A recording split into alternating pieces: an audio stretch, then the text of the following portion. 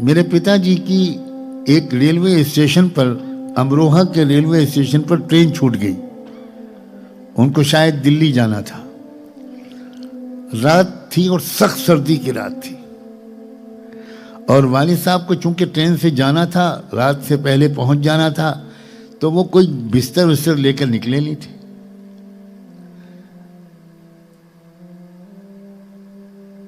तो वो देख कर कि अब तो सुबह को ट्रेन मिलेगी, वो एक बेंच पर जाकर चुपचाप बैठ गए और इंतजार करते रहे कि रात गुजरे और वो ट्रेन आए तो फिर जाऊं।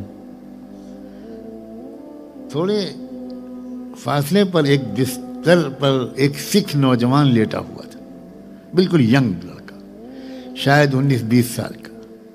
और वो जो पहले ज़माने में होल्डर चलते थे, बड़े बड़े बिस्तर, वो उसके पास बिस्तर था। उसने खोला, एक कंबल बिछाया, एक कंबल ओढ़ा। अब जो उसने करवट ली तो उसकी नज़र पड़ी कि बाबा बैठे हुए हैं सर्दी में। वो सिख नौजवान उठा और उठकर कहा कि बाबा आपको कहाँ जाना है? बेटा मुझको दिल्ली जाना है। अरे बाबा वो तो ट्रेन सुबह आएगी। ऐसा कीजिए बाबा जी, आप मेरे बिस्तर पर लेट जाइए। तो मेरे पिताजी ने कहा, नहीं बेटा, मेरे प्यारे बेटे, मुझे आदत है, मैं गुजार लूँगा रात, अल्लाह अल्लाह करता रहूँगा, तुम बेटा आराम से सो। उसने इतना इसरार किया, उसने कहा बाबा जी अगर आप बिस्तर पर नहीं लेटेंगे तो मैं भी सीट पे बैठ जाऊँगा, आप बैठे रहें और मैं सीट पर बिस्तर पर लेट जाऊँ, ये मुझसे नहीं हो सकेगा। यह है बाबा गुरु नानक के सही अनुयायी। वालिद साहब ने कहा, अच्छा बेटा थोड़ी देर के लिए लेट जाता हूँ। वालिद साहब गए, उसके बिस्तर पे लेट गए और कहने लगे, नींद तो मुझे क्या आती, आंखों से आंसू बहते रहे और मैं रो रो के उस नौजवान के लिए दुआ करता रहा।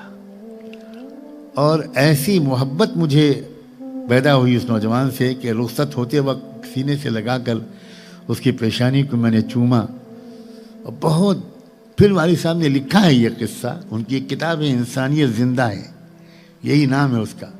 उसमें उसी तरह के 4-5 उनके अनुभव जो तजुर्बे गुजरे उन्होंने लिखे हैं। उसमें उन्होंने लिखा कि मुझे मोहब्बत और खुशी के मारे इतनी बड़ी गलती हुई कि उस नौजवान से न नाम पूछा न पता पूछा। अब मैं ज़िंदगी भर इंतज़ार करूँगा कि कहीं खुदा करे उससे मेरी मुलाकात हो जाए तो मैं उसका कुछ शुक्रिया तो अदा कर दूँ। आज मैं अपने पिताजी की तरफ से पूरे सिख समाज का शुक्रिया अदा करने आया। ये हैं आपके अखलाक, ये हैं आपके वैल्यूज़।